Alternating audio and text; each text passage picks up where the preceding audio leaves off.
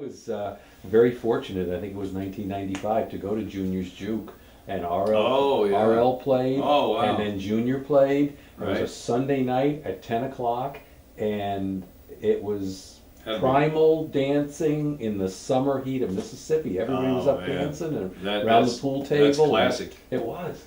And Two it was- legends. Yeah, it was just, it was a very special night, you know. Sure it was. And as I was leaving there, I said, I didn't bring my camera, but as I was leaving there, I said, Art, remember everything you saw, because you know every bit of furniture is going to say something about Oh, yeah. that experience. You know? Sure. I remember we pulled up. We were doing a seminar at Old Miss for teachers, and I had said we have to go up to Junior's Juke, and this Old Miss bus pulls up in front of his Juke, and there's Junior sitting there, and I go, Junior, would you mind if 30 teachers came in? And he's thinking $3 cover. He's adding it up in his head. Yeah, right. He goes, nope, come on in. Absolutely. And then he said somebody, maybe it was Cedric, maybe it was Kenny Kimbrough, up to the house to get more beer. 'Cause Oh, yeah. But it was, I know what you mean. It's just, it's Yeah. infectious, you know. I guess it's like trance blues, Yeah. they call it. And Yeah. they have just genres called trance blues. Yeah, now, and, you know, and they're- That's Otis Taylor, a leader in that. Yeah, Out of right. Colorado, Yeah,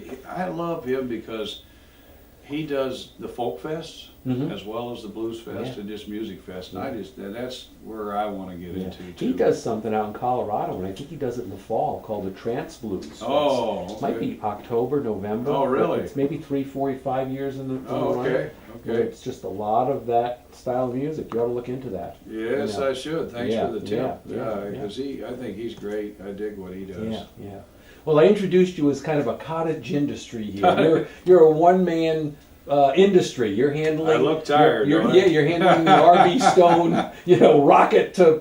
What's it like to be? Oh. How long have you've done this your whole career? Yeah. I've tried having different managers, and Mm-hmm.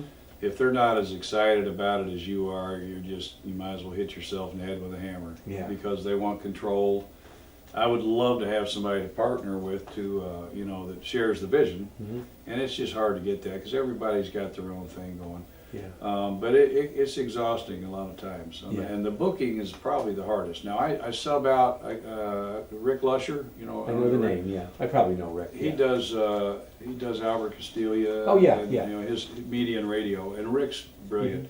He's got it down to a science, and Rick, follow your lead, whatever you want, and we'll mail the stuff. We will, but he gives us all the things. Okay, these go out on this date, this date, this date. Yeah. He's got it down, so I have him to credit a lot for the success I've had with this album. Right. I just follow orders. Yeah, You gotta take the hat off and say, okay, yeah, I'm happy to listen to you. Right. Whoever all these guys you've dealt with are doing well. Yeah. I'm smart enough to do it. So that's the one thing I sub out.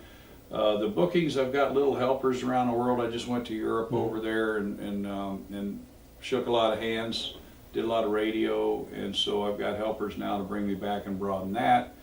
And I'll be running this year from Rockland, Maine. That's almost as northeast as you can get, right? That's right. Down to Camping with the Blues. Oh, you're doing that for Paul? Doing Very that for good. Paul, Yeah. and then I'll be. Excuse me, somebody That's must right. be cussing me there. My nose is itching. Yeah. But I'll be doing, we leave here and go to Western Kentucky, Sturgis, Kentucky, and play, then to Virginia, then Ohio, and then I think I may be back in Sturgis, but if not, I'll be up in Washington, Oregon, Southwest Canada, August, September, and then Georgia in September, and then down to Florida. And so Pretty much gigs you've set up for yourself. yeah, and I've had some help here and Yeah, there. I've trained a couple people that can work part-time. Mhm. But I'm still the guy having to quarterback it all Yeah. and say yay, nay, Gee. do this, do that. Yeah, what do you have to do as a, where the publicist would be calling the local towns, offering interviews? Are you doing all that? Oh, that would be a tour publicist. Yeah. And no, we do that, Yeah. or I get somebody to try to do that. Mhm. A lot of times if you get a hold of a blues society.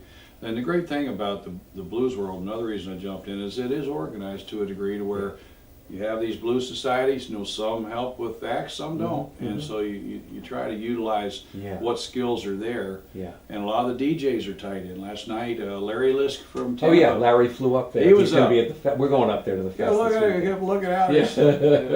I said, that's freaking Larry.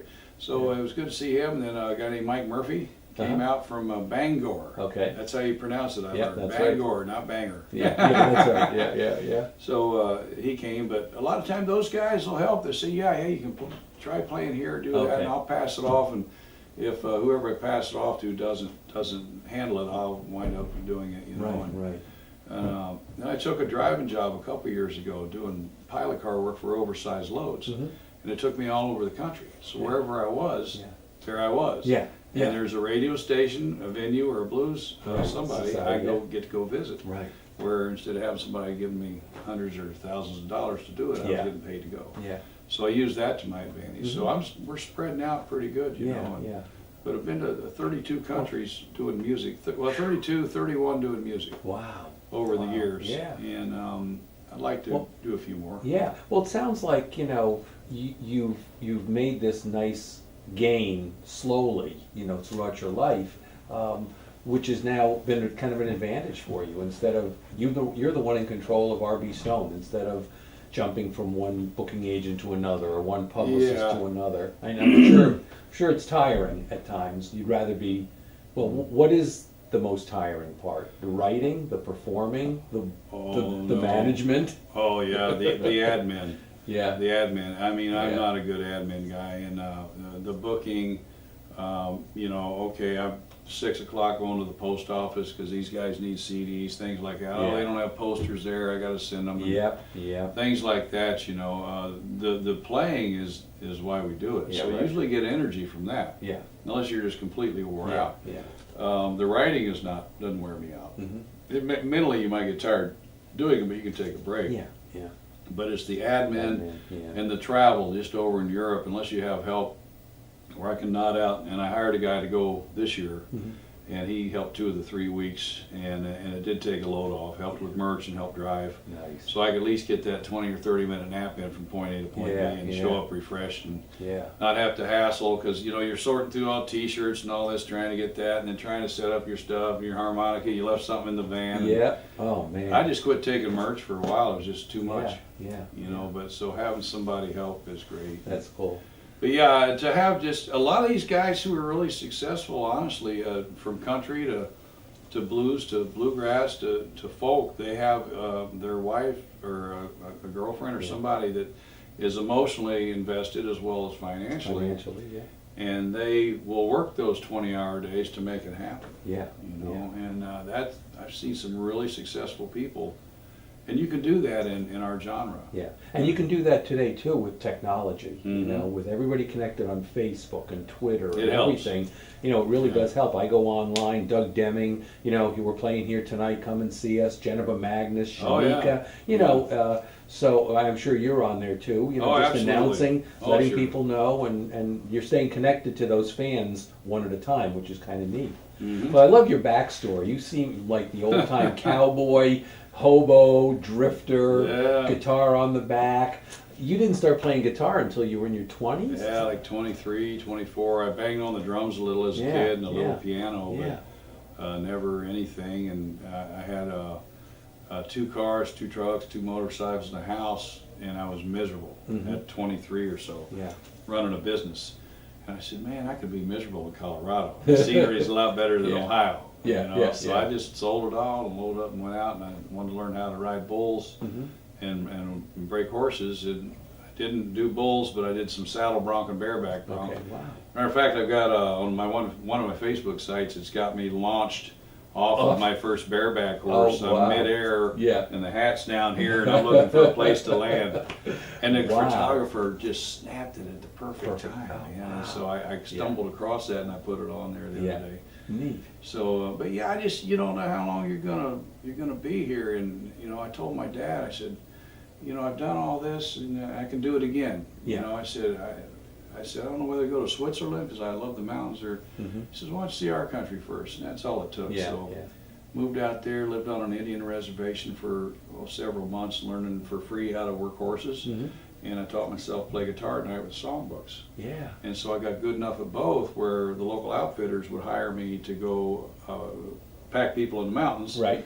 and then entertain them. Cool. So I got $35 a day, all I could eat and drink. Oh wow, that's not bad. It's my And first gig. beautiful scenery. Oh Yeah. man, it was $1 million Wow. scenery. Yeah, that's pretty cool. Every time I rode out, I go, why am I leaving? You know, Yeah, so I just yeah. stay up here, say, hey, just I'll wait on you. Right, right. And it was it's just so powerful. Yeah, yeah. And I love every bit of those days. I love Yeah. that struggle. And the Yeah. first band I put together in a bar about the size of our room here, and played for tips and a place to sleep. Yeah. You know, and then put guys together in '83, and just been doing it ever since. Right, right. But I had some management skills from that business I ran, and sales skills where I Sure. could book stuff Yeah. and kind of have somewhat of a sense of how to Yeah. you know, run a business, I Right. guess.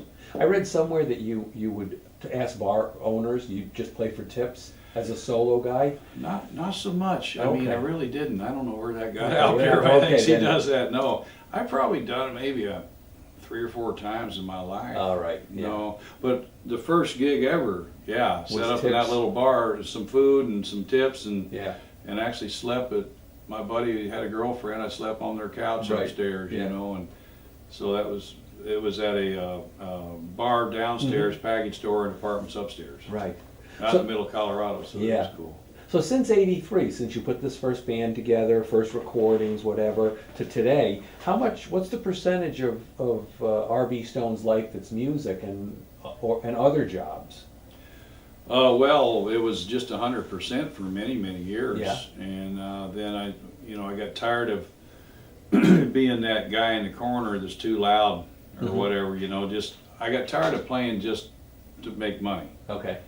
So probably, well, this summer it's 100%. Yeah. And then I may or may not go back to doing the driving thing, because I Right. was doing about half and half. Okay.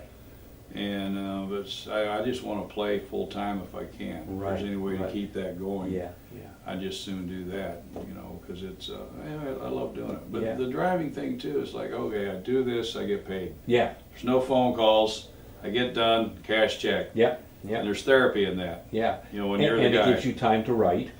Not so much. No? I don't do it when you're on the road No, like I that. don't. Unless something is overwhelming, and I'll get my phone out and record an idea or something. Yeah. Yeah, Yeah. I'm focused. It's kind of an intense thing doing these oversized loads. You know, Okay. I'm the guy out front with a high pole. Yeah. We cleared the bridges and all that, and I'm responsible for all that and the Oh, I route. got it. Okay. But at the end of the day, you're pretty wore out Yeah. mentally. Yeah. You know. Yeah. So the writing thing just kind of comes when it has to. Yeah. It's like, okay, I got to come up with some stuff. I need an album. Yeah. And then you'll get those ideas that just come out, and it's like every time I play a different guitar, I come up with something, Right. Right. Yeah. which is cool. That's right. Sure. Yeah, Sure. So that was pretty neat. Yeah. Well, this is great, though. We're Yeah. looking forward to hearing you tonight. Yeah, it's and, going to be good. What's my favorite song on here is "Weapons of Mass Persuasion." Oh no, I I'm don't think kidding. I don't know if we No, have that I one know. worked No, out. that's okay. Well, that's why That's- somebody told you that- we don't know that one. No, Ask. yeah, no. That I was listening. And it's to on me Yeah. because the guys learned it. Yeah, don't worry And about it. I No, just- I'm kidding. But when you were just saying about, you get back and you sit down and maybe a song comes, it's like, that song, where did that come from? Oh yeah. Yeah, Well, back was it the Gulf War or whatever? They were looking for weapons of Mass destruction. destruction. Yeah, I said I got one. yeah. That's And it very took a few cool. years to write, Yeah. but That's a very cool song. it's fun. Yeah, yeah. And It's got that slinky, sexy groove to it. Ba-na-na-na. And, yeah. Oh, You got yeah. Muddy tapped in there. Yeah. Yeah. And a shame on me for not having it down. I could probably wing it. No, don't. We've don't. been doing so many high energy shows. Yeah, yeah. Like in Paul's place last night. Yeah. Good God, man, they just wanted fast song after fast song. Yeah. So we gave it to them. Yeah, yeah. You know, He packs that place, and of course he's got his fest this weekend. I know. So, we go up Friday, Oh, my wife cool. and I, but Larry Lisk and others are coming in early Oh, in the yeah. week, partially because they knew you were going to be there. Well, That's pretty cool. good to know. I Yeah. didn't know that, but he called it the The pre-fest pre-fest party. party, I know. Yeah. And it was, and Yeah. they were so cool. They're so nice up there. Yeah, they are. And one guy drove 200 miles. Wow. I gave him a CD. I said, Yeah. "Here, Yeah. put that in your gas tank That's- instead of spending That's great. You know, That's and great. I said, 200 miles from New Hampshire. He said, yeah, we heard your stuff. I Yeah. said, well, that's the biggest compliment I've had in a while. Yeah, yeah, and they know, everybody knows to trust Paul, you know, we know Yeah. what, you know, what he's Yeah. gonna put in, just like Don Odell here, people know what goes on Don Odell's Legends is Right. quality, And that's cool. prime, #1. I hope we Yeah. don't let you down. You're not gonna. Well, thank you again. Once again, ladies and gentlemen, tonight's show, R.B. Stone, the one-man cottage industry. Enjoy the music.